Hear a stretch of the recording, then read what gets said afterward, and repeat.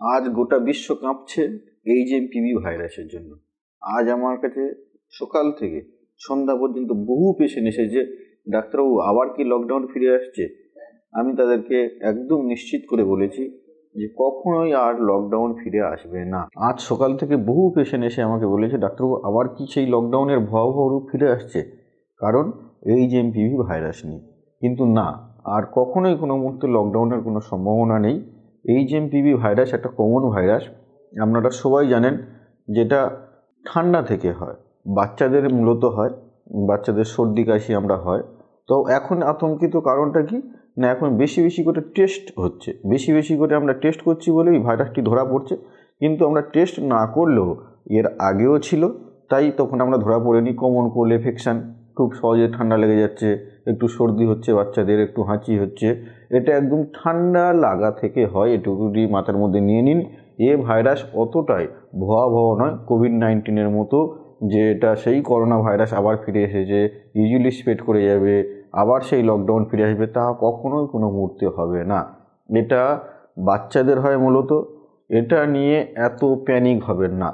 সকলকে অনুরোধ, সবাইকে বলছি, আমার কাছে আজকের বহু পেশেন্ট এসেছিলো, সবাই একটা প্যানিক যে সেই করোনার মতো আবার সেই গৃহবন্দী হয়ে যাব কিনা। ন্যূনতম ভয় পাবেন না, এটা সম্পূর্ণ একটা কোল্ড ইনফেকশান, ঠান্ডা লাগা থেকে হয়। কাদের হয় না, বাচ্চাদের হয়, শিশুদের। আপনারা এইচএমভি ভাইরাস থেকে মুক্ত হতে গেলে বাচ্চাদেরকে একটু সাবধানে রাখবেন। আমরা সবসময় বলেই থাকি যে কোল্ড ইনফেকশান, বাচ্চাদেরকে একটু সাবধানে রাখবেন।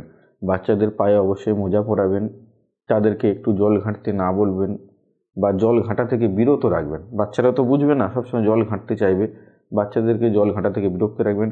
ঘরের জানলা দরজা বন্ধ করে রাখবেন, কিন্তু দিনের বেলা ঘরের মধ্যে যেন উপযুক্ত পরিমাণে আলো বাতাস খেলে, প্রকৃতির বাতাস, সূর্যের আলো যেন ঢোকে। ঘরকে স্যাঁতস্যাঁতে রাখবেন না, স্যাঁতস্যাঁতে ঘর হলে কী হবে, ঠান্ডা লেগে যাওয়ার সম্ভাবনা থাকবে। ঠিক যেমন বাচ্চাদের এই ভাইরাস আক্রমণ করে, কখনো কখনো যেমন বয়স্ক লোকেদের আমরা কি বলি, মানুষ দুবার শিশু সুলভ হয়, একবার শিশুকালে, একবার বৃদ্ধ বয়সে। বৃদ্ধ বয়সে কী হয়, শরীরের রোগ প্রতিরোধ ক্ষমতা কমে যায়, ঠান্ডা লাগার প্রবণতাও বেড়ে যায়। সেক্ষেত্রে বয়স্কদেরও হয়, ঠিক বয়স্কদেরও বাচ্চাদের মতো করে তাদের পায়ে মোজা, যাতে ঠান্ডা না লাগে, রুমটা একটা গরমের মধ্যে রাখা, শীতের উপযুক্ত পোশাক পরা, শীতের উপযুক্ত পোশাক পরবেন, গায়ে সোয়েটার পরবেন, হাতে গ্লাভস পরবেন, কানটা অবশ্যই ঢাকা দেবেন এবং সম্ভব হলে একটু ঈষৎ গরম জলে স্নান করবেন। তাহলে কী হবে, ঠান্ডা লাগবে না। ঠান্ডা না লাগলে ঠান্ডার প্রাদুর্ভাব থেকে মুক্ত পাবেন এবং ভাইরাস থেকে মুক্ত হবেন। আপনারা সবাই প্যানিক হবেন না, কারণ আজ সকাল থেকে বহুজন আমার কাছে প্যানিক হয়ে এসেছেন, ডাক্তার আবার কি ফিরে এলেন। আমি ডক্টর উত্তম প্রামাণিক বলছি, বিএইচএমএস কনসালটেন্ট হোমিওপ্যাথ। আপনারা কেউ প্যানিক হবেন না, ভীতু হবেন না, ভয় পাবেন না। সবাই সচেতন থাকুন, সুস্থ থাকুন, ভালো থাকুন। এইচএমপিভি ভাইরাসের উপসর্গগুলো কি না, বাচ্চার সর্দি হবে, কাশি হবে, বুকের মধ্যে ঘড়ঘড় সাঁই সাঁই শব্দ হতে পারে, বাচ্চার কফটা অনেক সময় চেঞ্জ হতে পারে, একটু মোটা হয়ে যেতে পারে, একটু সাদা মোটা, কখনো একটু হলুদ হতে পারে, বাচ্চার মধ্যে মুখটা একটু ফ্যাকাশে হতে পারে, কিন্তু তাতে ভয় পাবেন না।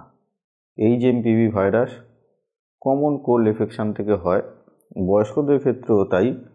ভালো থাকবেন এবং এরপরে আপনি এই ভাইরাস থেকে এতদিন ঠান্ডা লেগে যায়, যাতে ঠান্ডা না লাগে তার জন্য উপায় কি না, উপায় হলো আপনাকে শীতের উপযুক্ত পোশাক পরা। শীতের উপযুক্ত পোশাক বলতে কানটা ঢাকা দিয়ে রাখবেন এবং পাটি অবশ্যই মোজা পরে ঢাকা দিয়ে রাখবেন। অবশ্যই একটু ঈষৎ উষ্ণ গরম জলে স্নান করবেন।